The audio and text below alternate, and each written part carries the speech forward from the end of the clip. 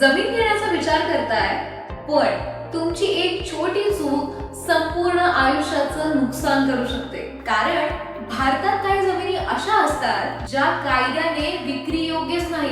नमस्कार मित्रांनो, मी संपदा आणि तुम्ही पाहत आहात तुमचा आवडता प्लॉट गॅन.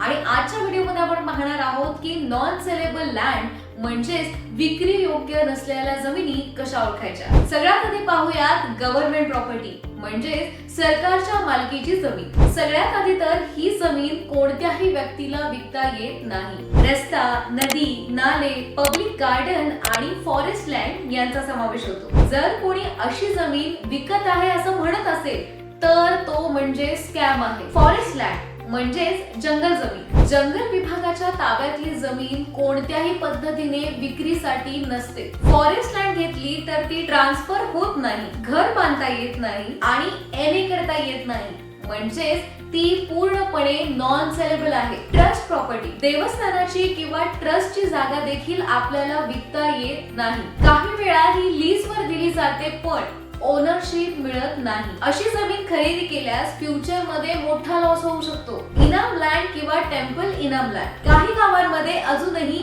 इनाम जमीन असते. ही जमीन लीगली क्लिअर नसते आणि विक्रीवर अनेक रेस्ट्रिक्शन्स असतात. म्हणून अशी जमीन घेण्यापूर्वी एक्सपर्ट चेक अगदी आवश्यक असतो. Road, canal, public utility land, ज्या जमिनीवरून भविष्यात रस्ता, पाईपलाईन, कॅनल किंवा सार्वजनिक प्रकल्प जाणार आहे त्या जमिनी विकता येत नाही. अशा प्रकल्पासाठी गव्हर्नमेंट अशा जागा अक्वायर करते. गैरान जमीन, गावाची ग्रेझिंग लँड म्हणजेच गैरान जमीन. ही जमीन कोणत्याही सामान्य व्यक्तीला विकता येत नाही. लोक फसवणूक करून ही जमीन विकण्याचा प्रयत्न करतात, त्यामुळे अशा गोष्टींपासून सावध राहा. Agricultural land bye non farmers, काही राज्यांमध्ये नॉन फार्मर्सना कृषी जमीन खरेदी करण्यावर निर्बंध आहे. कायद्याने ही जमीन थेट विकता येत नाही. आणि सगळ्यात महत्त्वाचा मुद्दा म्हणजे नॉन सेलेबल प्रॉपर्टी म्हणजे जमीन जर तुम्ही खरेदी केली तर तुम्हाला म्युटेशन होत नाही, बांधकामाची परमिशन मिळत नाही आणि फ्युचर मध्ये ही जमीन सरकारच्या ताब्यात जाऊ शकते,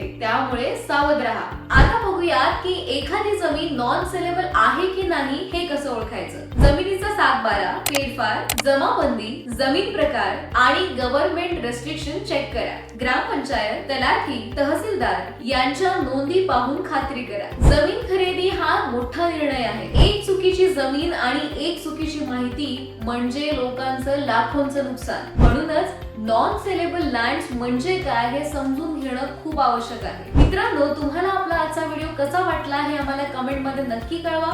व्हिडिओला लाईक करा, शेअर करा आणि तुमच्या आवडत्या प्लॉट गॅनला सबस्क्राईब करायला अजिबात विसरू नका.